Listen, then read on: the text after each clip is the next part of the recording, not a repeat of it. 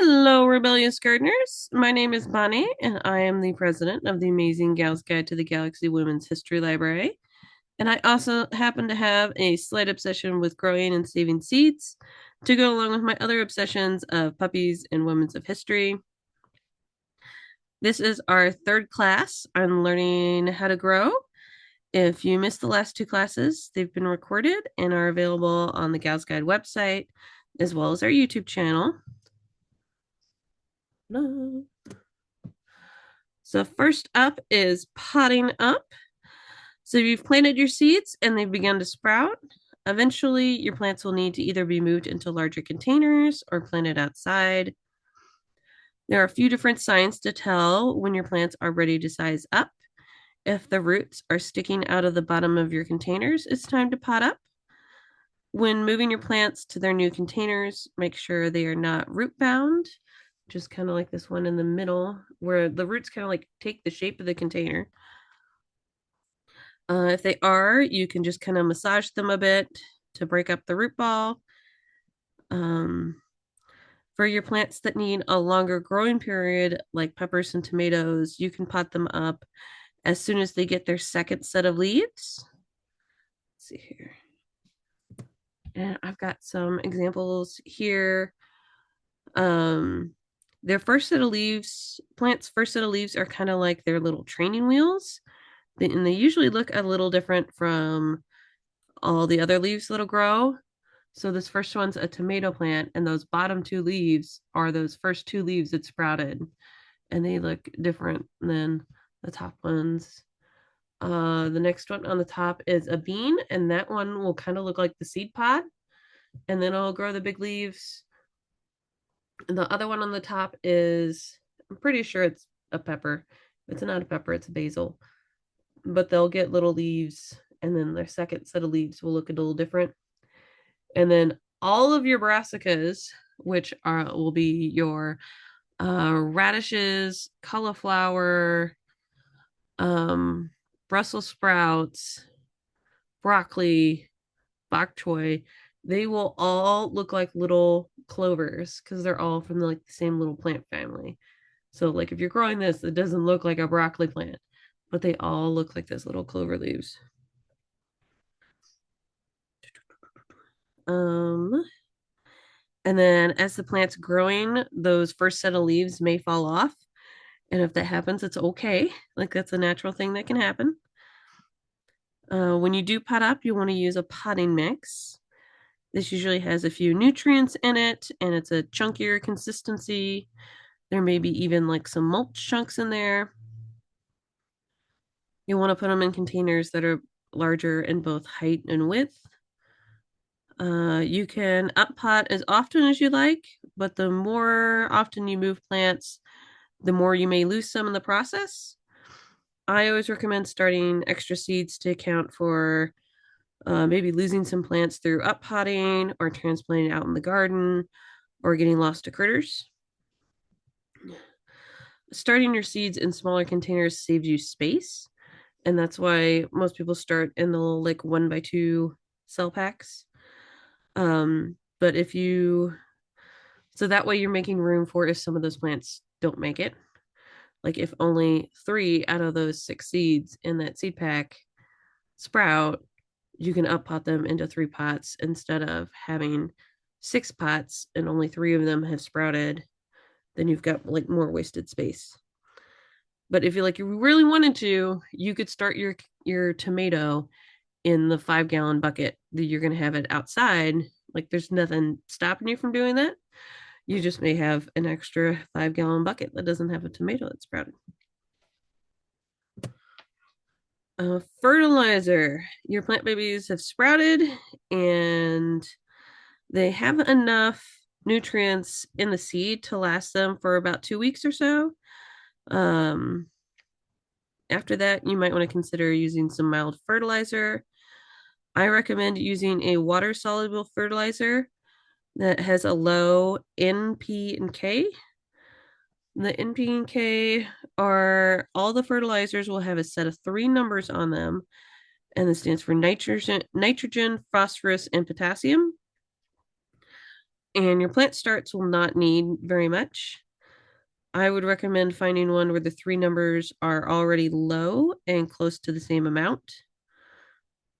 If you're doing a water soluble fertilizer, you'll want to do some math to try to dilute the mix down to a 1-1-1. I use this Schultz all purpose and it's a 20-20-20, which is, I think 20 is, well, no, I think some of them go up to like 24. So it's pretty high a number, but I dilute it really bad. Um, there's instructions on that box that have for like indoor plants or outdoor plants. And I've taken, I think it's like 7 drops per gallon or something for indoor plants. So I've diluted that down and like made the math. So I think I only have about 2 or 3 drops in my half-gallon container. I've just got an old milk jug that I reuse, and I wrote on there, I forget if it's 2 or 3 drops, so then I don't have to remember anymore. And I just keep using that. And then if you're doing the water soluble, you can just use that instead of doing your watering for that day. Um, um, and you can fertilize every 2 to 4 weeks or so, depending on if you feel like your plants need it. You just got to be careful not to over fertilize because you can kill the plants. They're not going to die if they're under fertilized. You can not put any fertilizer in there at all, and I'm sure they'll be fine between the nutrients they're going to get from like your tap water and if you're bringing them in and outside. And then I haven't done the slow release fertilizer or like the non-water soluble for plant starts. I imagine you would just take a slow release fertilizer and mix that into your potting mix and put that in there. And then every time you're doing your watering, some of that fertilizer is going to get released. And then as you're putting your plants outside, I like to use a slow release granular fertilizer, which is like this true organic bag. I also like to make sure it has a low number and the numbers are roughly even. This one's a 4, 5, and 6. I usually sprinkle probably less than a spoonful into a hole when I plant plants. And as your plant grows, you can sprinkle the fertilizer onto the soil around your plants. And then as you water or it rains, the fertilizer will be slowly released into the soil. Just be careful not to just sprinkle the fertilizer over your plants and like leave it on the leaves because it can cause like a chemical burn. And this granulated fertilizer, it does have like a little bit of a smell. I'm pretty sure it's just kind of granulated poop. So you may kind of want to watch when you're spraying that to make sure dogs don't get into that. I know my pups have been very interested after I've fertilized before. If you can, it's great to use organic fertilizers, but you don't have to. It's real easy to find organic in the slow release granulated fertilizer. There's lots of options out there. It's harder to find it in the water soluble fertilizer. One that I do know of that is a water soluble organic is this Neptune's Harvest. And I believe it's made out of like seaweed and maybe like fish remnants. And it does have a bit of a smell. I've heard of a lot of people using it and they love it, but they are like, yeah, it's got a bit of a smell to it. Um, Compost you can also or fertilize with compost. It's great if you can make your own, but you can also buy some.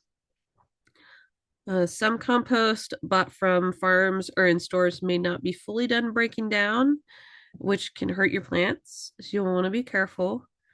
Fully broken down compost should look like dark dirt. There shouldn't be like a whole lot of big chunks of stuff in it.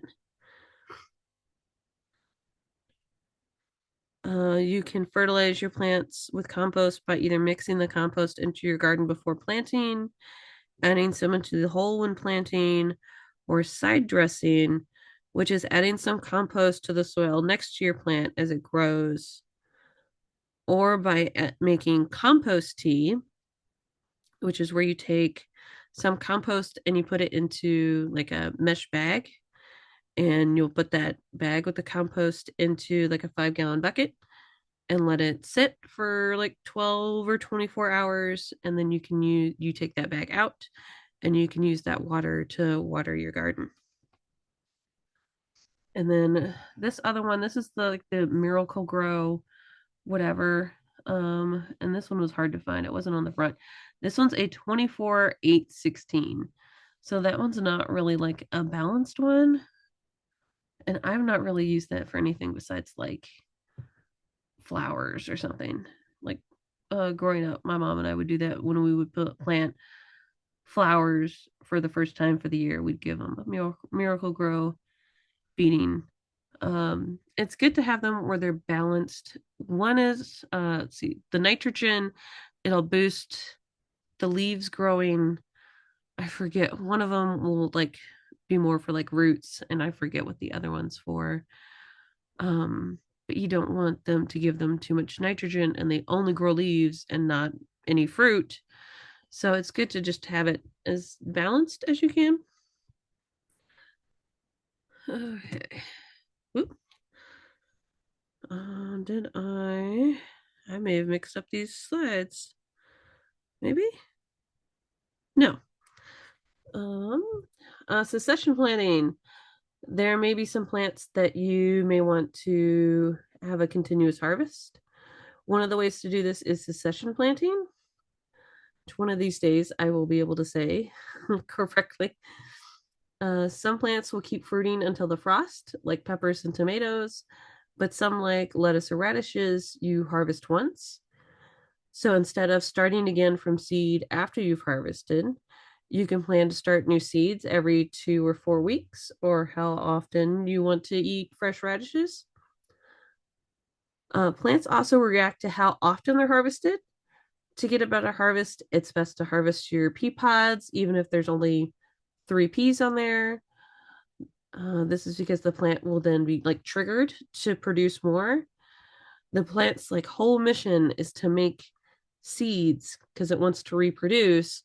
And if it's made 1 pea pod, it's like, okay, I'm good, I'm done, I completed my mission. But if you keep picking those pea pods off, it's going to be panicking and being like, oh my god, I still need to make seeds. um and then some plants like lettuce, you can use the cut and come again method, where instead of harvesting the whole head, you can pull off some of the outer leaves and the plant will continue to grow. Looks like carrots, but some people will plant their lettuce in compact rows, kind of like this, and they'll just kind of tear off random leaves instead of just harvesting a whole head at the same time. Hardening off, we covered a little bit before. If your plants are growing inside or under grow lights or inside of a greenhouse, they need to be hardened off to the sunlight before they're ready to go out. The plants that are not adjusted to the sun will get sunburnt. You can prevent this by taking your plants outside for about an hour or so on non-freezing days and slowly increase the amount of time that they are outside by an hour or so. If it's cloudy out, you can leave them out a bit longer. You can start this either right after your plants have sprouted or before they're ready to go out. If you wait until later, you want to start hardening them off about 2 weeks before you plan to put them outside. Once the plants have adjusted to 8 hours of sunlight, they should be good to live their best lives outside. Where to plant? While your plant babies are growing, you should be planning out where they will go. All of your vegetables are going to need at least 8 hours of full sun in order to grow their best. This does not have to be 8 continuous hours. It can be 4 in the morning and 4 in the evening. You want to be looking at your yard now and keeping track of the sun and where the shadows fall I find it best to set aside a day where you're off work and set a timer on your phone for every 2 hours and take photos of your yard, while keeping in mind that the trees will fill in with leaves because right now they're pretty naked, but they will fill out. Also, keep in mind for the location of your garden in relation to your house or other structures. If you put your garden on the very far side of your yard, you may not be motivated to go all the way out there to tend to it. If your garden's far away from your hose connection and you have to drag out miles of hose every time, that can be annoying and prevent you from like having the effort to go out and water when you should. Um, and the same thing applies to in relation to like your tool storage, like your shed or your garage. If it's really far away, you may not want to go and bother getting those tools out.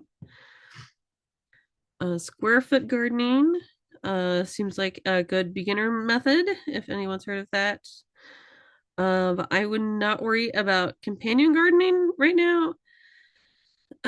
As long as your plants have enough space and sunlight and water, they're not going to care if they're growing next to an onion or not. And some of these things seem to not really be rooted in science. You could just use kind of common sense if you're growing two root vegetables next to each other. Like they need enough space for the root to develop underground. But like their onions are not putting out some kind of they're not radioactive. They're not going to prevent the plants growing next to them. Let's see. And there's different types of gardening that you can do. There's in-ground gardening where you plant your plants just straight into the ground. You'll want to prepare your area by removing any grass or weeds. You will probably also need to amend your soil a bit. Most people's dirt under their grass is not like great dirt for gardening. You may need to amend it. I recommend loosening up the top couple inches of your soil and adding in a bit of gardening or potting mix or compost, and then kind of mixing that all up on top. You can also put down cardboard to block the grass and add some soil on top. The more soil you add on top, the less likely grass is to grow through. However, the more mounded up your soil is, the more that water and nutrients will kind of run off the side. So, you may want to keep an eye on that. Uh, as your plants grow, the soil will get better just naturally. This method of garden is pretty simple, but requires a little bit of setup. Planting at ground level may make your garden vulnerable to critters such as bunnies and moles. You can prevent some of this by putting some fencing around your garden. This method can also be a little tougher on your body. You're going to be bending down more or squatting more. So it's it's not recommended for if you've got back problems. Another method is a raised garden beds. You can purchase or build your own raised garden beds. These usually sit on the ground, but some of them can be elevated. They call them raised garden beds. I mean, I think technically it's a container. I don't know. You'll need to either remove some of the grass or put down cardboard to block the grass, especially the more shallow your garden bed is. Um, because that grass will like grow through there. Grass is very determined to pick to poke up through your garden. If you don't have like a foot of dirt, like it's gonna creep up in there. Um, so your plants growing in there will not only use the soil that you have inside the raised bed, but they'll also grow down into the soil below the bed. If you want to prevent moles or voles, you can lay some metal mesh on the bottom of your raised bed to prevent critters from digging up through your garden beds. You'll just want to make sure that the holes look like they're big enough for roots to get through, but not large enough that a mole can get through. You could do like a quarter, half inch, or an inch mesh should work. Raised beds are a little easier on your back, but filling them with soil can be a bit costly. You don't need to fill, you do not need to till up your garden every year, and this is actually harmful. Your plants will develop their own like ecosystem and make the soil better. So if you're like, you do not need to like dig down and till up like the top foot of your dirt every year. It's kind of a waste of time and detrimental. Um, but like if you're planting like carrots, you can loosen up the top couple inches to give the roots kind of like some loose soil to move into, and that's fine. Um, so if you want to build your own raised beds, there are different types that are available for purchase, or you can build your own. There are many kits online that are made of wood, metal, or plastic that are easy to assemble. Do not use old railroad ties to make raised garden beds. They're okay for landscaping or if you're going to have just like non edible flowers. But these old railroad ties are filled with chemicals um, to prevent them from breaking down. Like I think some of the really old ones have like arsenic in them. So yeah, they have chemicals to make them not break down, and they're not safe for human consumption. You can use treated lumber that you get from the hardware store, as long as it's not from like the 1970s or earlier. So if you go out and buy new treated lumber, like that's not going to be an issue. The modern treated lumber is treated with copper, and the wood lasts longer, and the copper may leach into the soil, but it's like a very small amount. But if you use non-treated lumber, your wood's probably only going to last like a year or two. I think cedar lasts a little longer than like pine, but we have our beds made out of treated lumber and they're stained and they're like 5 years old and they're not breaking down at all right now. And then some hardware stores have these blocks that'll fit 2x4s that stack, and you can easily build a raised bed. So you cut your boards to whatever length you want, and you just slap them down in those holes there. And then you can even stack these bricks higher. And then there's a hole in the middle. If you're going real high with the bricks, you can stick a piece of rebar in there to help stabilize it. So a lot of people have been using those. Let's see. You can make a raised bed with paving stones or just any kind of stone. I would not recommend making a raised garden bed with cinder blocks. They may last a couple years, but water can get into the holes and then it freezes and expands and cracks. So cinder blocks may be a good option if you want to try out a small bed or two before going like all out with gardening. But keep in mind you may need to do a lot of work later replacing them down the line.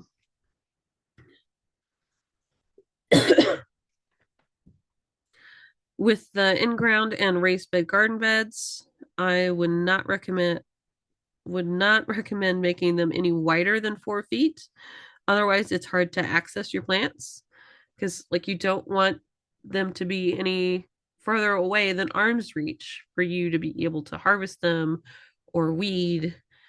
You don't want to just have a giant 12-foot by 12-foot garden because you're going to have to walk into it. And walking in there is going to just compact your soil.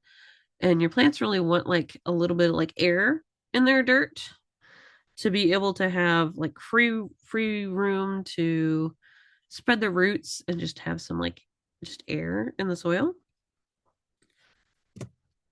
Container gardening, you can also grow in containers. You'll need to do some research on the appropriate size container for your plants. Some of the seed packets will have, especially like the flowers, will have if they're okay for containers, and they'll suggest a container size. Um, the size is a little, I think, kind of hard to understand. It'll say it can grow in a 12-inch pot.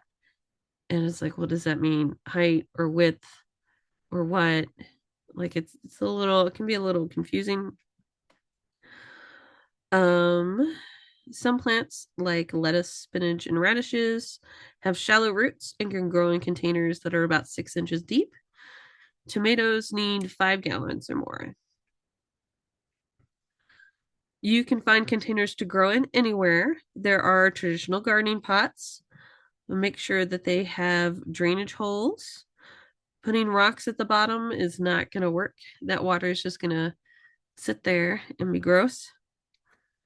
You can grow in 5 gallon buckets. I have about, gosh, I think I have a dozen now.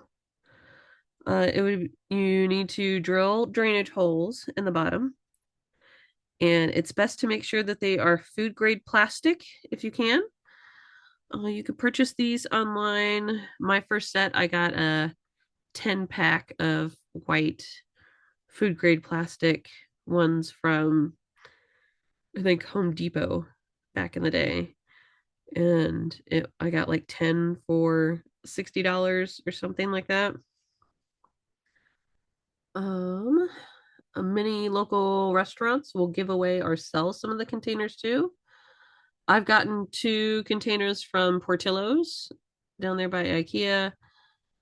Firehouse Subs will also sell buckets. Um, when they're selling them, they're usually like $2 or 50 cents or something. They're really cheap. They're cheaper than buying like new ones. And then I'm pretty sure the Firehouse Sub ones actually go to, like, the money raised from selling those buckets go to a charity too. You can also grow in large plastic tubs or trash cans. Keep in mind that most plastic is not meant to hold up to the extreme temperatures or UV rays. If you can, it's great to prolong the life of your plastic containers by putting them in the garage or shed over the winter. This may also help them from cracking or freezing water too.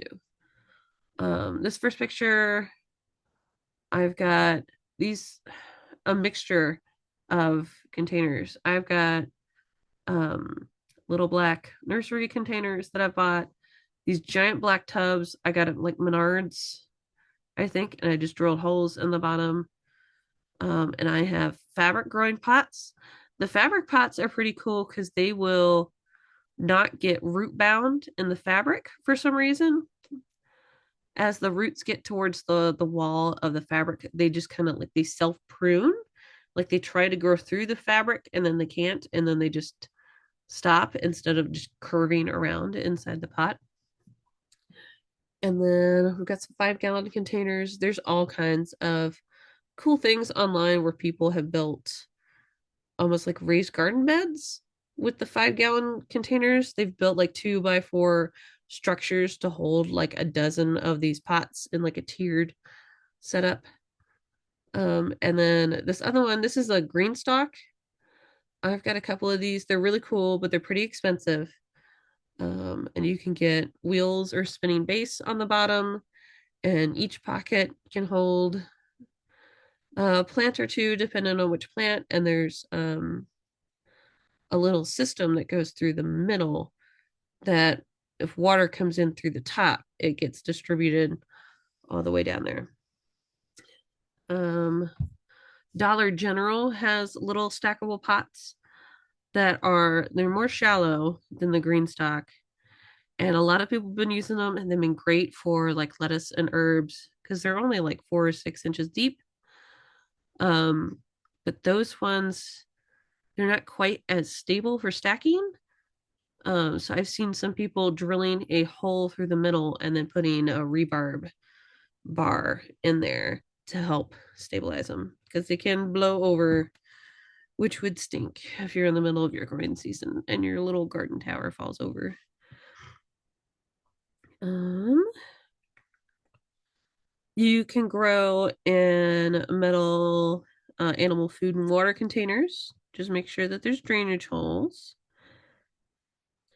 If you're putting your containers on a wooden deck, I recommend putting something below them to help kind of raise the pot up a little bit.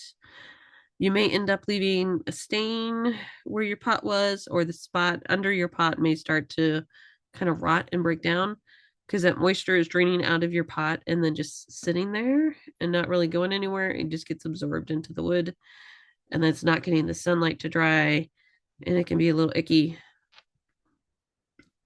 I'm pretty sure for a lot of pots, they make little, I don't know, like triangle feet you can get to put under them. You can get little bases with wheels. You could probably even get away with getting almost like shims, little wooden shims, and put under there. Trellising. Some plants require or benefit from a trellis. Peas and pole beans need a trellis to grow up. Cucumbers will grow along the ground, but you can save on some garden space and make it easier to harvest if you give them something to grow on. There's many different types of trellises. Some are made of wire or wood, metal or string. When picking the location of your trellis, keep in mind that it will block the sunlight from the plants around it. If your trellis is going east to west, your plants north of it will not have sunlight during the peak of the day. This can be beneficial to some cool crops like lettuce. They lettuce is like a spring and fall crop. So if you have a trellis that's blocking like the heat of the day, you may be able to grow lettuce there in that shadow longer than you could just somewhere else in your garden. Um, and then yeah, if your trellis is growing north to south, either side of that trellis will not get sun for half the day. Tomatoes are actually a vine and they need some support to help them grow their best. Tomatoes are very picky and do not like water on their lower leaves. Like tomatoes to me seem like a freak of nature. They're so finicky. Like I don't like if people didn't love tomatoes so much, I don't think the plant would be around as much. If they get water on their leaves, like they are way more prone to getting diseases. And if you just let them grow along the ground, like they'll still grow, but they won't be as good. We all like uh zombie tomatoes. Um so if you grow them on supports, it's best to trim off some of the lower leaves and branches, kind of like the bottom, I don't know, foot. I probably wouldn't do any more than a foot. You'll want to either stake or cage your tomatoes. Uh, the tiny, tiny cages are not going to cut it for your indeterminate tomatoes. You might be able to get away with it for a determinate tomato that's not going to grow as tall. I recommend the very large cages, like the 5 or 6 foot cages. I will use a combination of these cages and stakes because mine will grow even past that. You can also use the bamboo poles or the wooden poles or even metal T-posts. There's also some people that will make a structure and grow the tomato around like a string. Um, and you do that. So with the cages, you just kind of will fold the branches over these little like loops to help them hold up. With the poles, stakes, or T-posts, you'll want to tie loosely around the tomatoes. Like you'll want enough room in there to be able to stick like 1 or 2 fingers in there as like the plant's growing. Um, and then with these strings, what you do is you just kind of wind the tomato around the string as it's growing. Uh, and then seed saving. As your plants grow, you may want to take notes of which plant the tastiest tomato came from. I encourage you all to save the seeds from your best plants. This will save you money on seeds as well as give you the best results. The best plants to plant in your garden are the ones that have already adapted to your yard. Um, Many plants will start fruiting once they've completed their mission. So you'll want to be careful when timing saving your seeds. You probably don't want to try to save seeds from the very first pea pod from your pea plant because then it's not going to want to make any more peas. So you probably want to do this like the later season for your plants. In general, when plants get a seed, the best time to collect the seeds are when they are dry, brown, and crunchy. Many fruits like cucumbers will become almost unrecognizable when it's time to develop their seeds. This bottom one is a cucumber as it's going through its life cycle. They turn yellow and they get bigger. Like the cucumber has seeds in it, they're just not mature yet. When you open up this yellow cucumber, the seeds are going to be bigger and plump. And then that cucumber is going to taste gross, like they're bitter. Um, For dry seeds, you want to collect the seeds and separate the seed bits from the non-seed bits, which is called chaff. For wet seeds like tomatoes, you'll probably need to do something called water winnowing. I have a bunch of seed saving videos on my YouTube channel, just Circle City Seeds. If you want to figure out how to save veggie and flower seeds, you can check out anytime. Let's see, this middle one, this is a pea pod. It's turned brown and there's some peas in there. This other one here is they are saving some tomato seeds. And what they've done is that you cut a tomato along its like equator and scoop out the seeds, even with some of the like jelly gooey stuff around them. And you put them into a container and you may need to add some water to it. I usually do to just kind of fill up the container. And the seeds that are good will sink to the bottom, and the bad seeds will float to the top. And you can see this on a couple of those. The red ones, you can see it better. And you'll kind of want to leave it out for like a week. You can give it a stir every day or two, and eventually this like little mold is going to grow on the top, and that's going to kind of ferment the seeds, and that makes them a little more resistant to like diseases for the next plants. So after about a week or so, you'll get this mold and you'll have some stuff on the top and stuff on the bottom. And you'll kind of dump off and get rid of the stuff on the top and pour more and more water in it till it's like clear. And then you'll eventually pour those seeds through like a sieve or a cheesecloth, and you'll be left with like the clean, good seeds.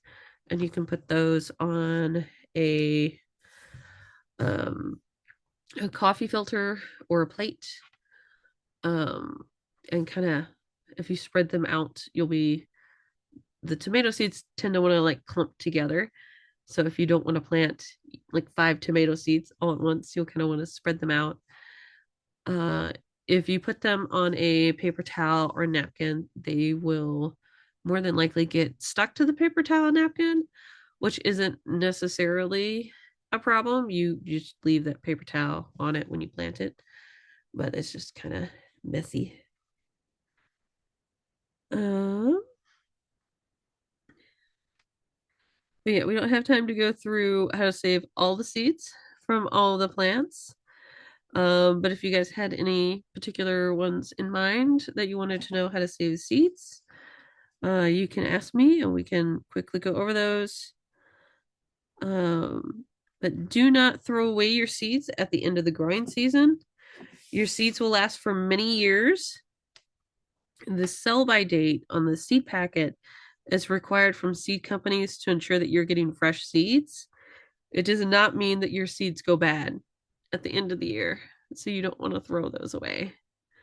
Um, Luke from MI Gardener found a vintage like shadow box that had seed packets in it, and there were 4 of them in there. I don't remember what the other ones were, but one of them was tomatoes, and this packet of seeds was 87 years old, and he was able to get tomatoes to sprout from that seed packet. And it was a variety that we've lost. So now we've been able to regain it. So it takes a while for seeds to go bad. The ones that usually go bad first are onions and carrots seem to go bad quicker, like within like 5-ish years. Um, so yeah, that is everything. Does anybody have any questions about anything? Mm, it's a lot of information. Yeah, like I No, can't it's summarize that great for them. information. Yeah, but I'm like, do I have a question? That's a lot to think about. Yeah. Well, if anyone has any questions, they can always email me, and I will gladly happily uh, Oh, answer anything or find the answer to it. just to throw it out there, the Noblesville High School, their conservation club is selling self-watering planters. Oh, cool. Yeah, they have a small and a large size, and they're buckets with like Yeah. a tube. So, Oh, okay. I mean, I'm sure it's something you could also make yourself, but if anybody listening to the video wants to buy something from the NHS Conservation Club, you can find it on the high school website. I wonder if it's just kind of like an aquarium tube shoved Uh, down there. yeah, it's kind of what it looks like. I'll have to text you the link. Yeah, there's some cool watering techniques that are out there. You can use sprinklers, you can use drip tape. I've seen some people lately doing, I think it's supposed to be more of a like a native way to water plants, or they'll bury a clay pot and they will, and that'll be in the middle of their garden and they'll put water in there. And the idea is that the water will like gradually seep out into the ground as it's needed. Mhm. I don't remember exactly what that's called, but you That's put cool. like a pot with a lid just amongst your plants. And then when you want to water your garden, you come in and just fill up that pot. I've just been using a hose and a watering can. I would really like to. I meant to do my research this winter into doing drip tape so that I could. I wanted to have something that connected to the hose still and not like actually buried in the ground because here in Indiana you'd have to have it. It'd be permanent and buried pretty deep to survive not getting damaged through the winter. I wanted something that would be above ground. It would just be like drip tape in my garden beds and something connecting the garden beds together that I could just connect a hose to and just turn the water on and it would just water everything for like a half hour. I could go do something else and then come back.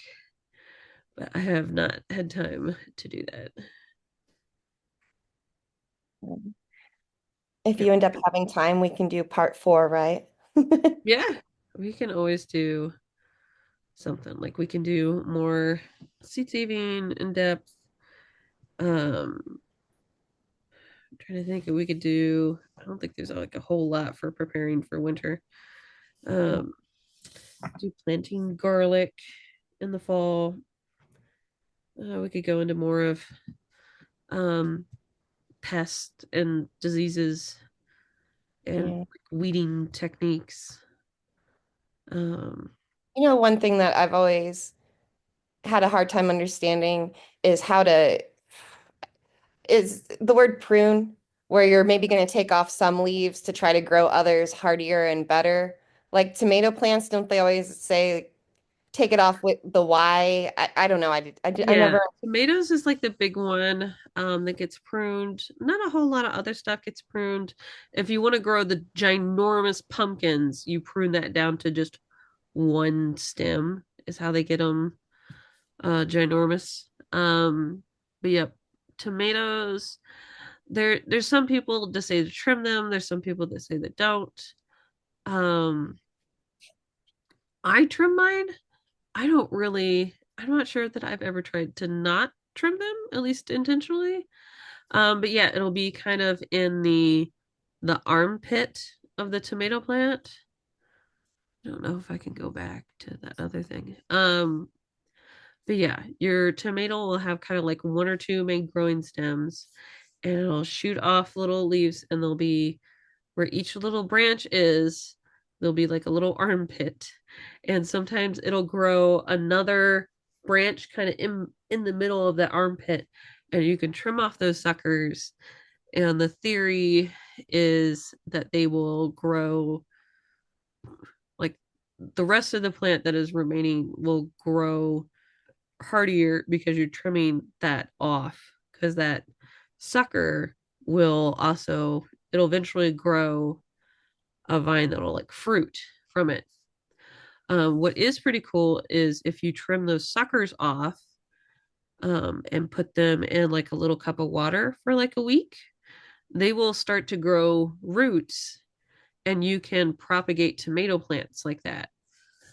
So if you're like kind of mid-season and your tomatoes, like you lost a bunch of tomato plants from squirrels, you can cut the suckers off of your healthy tomato plants and grow some more from the sucker instead of starting more from seed. Because if it's the middle of summer and you start seeds, like you're probably not going to get very many tomatoes, Yeah. just because it's a long growing period.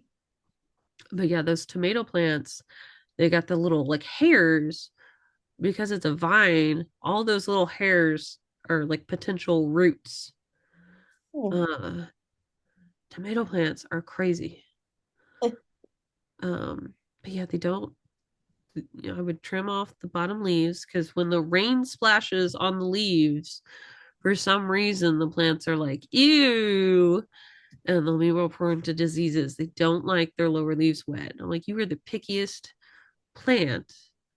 Um, but then you gotta trellis them, you gotta trim them, you trim the suckers.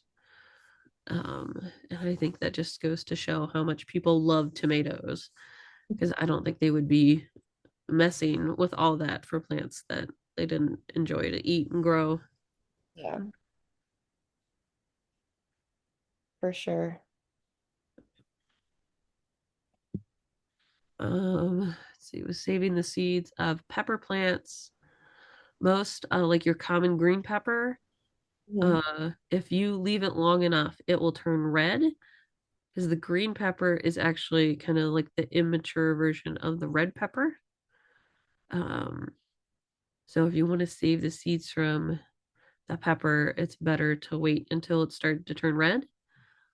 Same thing will happen with jalapenos.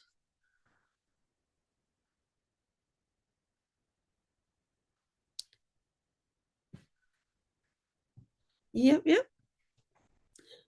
All right. Well, that is probably it. But yeah, if you guys have any more gardening questions or if you want to request another growing class on a particular topic, let me know and I will see y'all around the library. Thanks, Bonnie. This was great. Thank you. All right, I'll see you later. All right. Bye. Bye.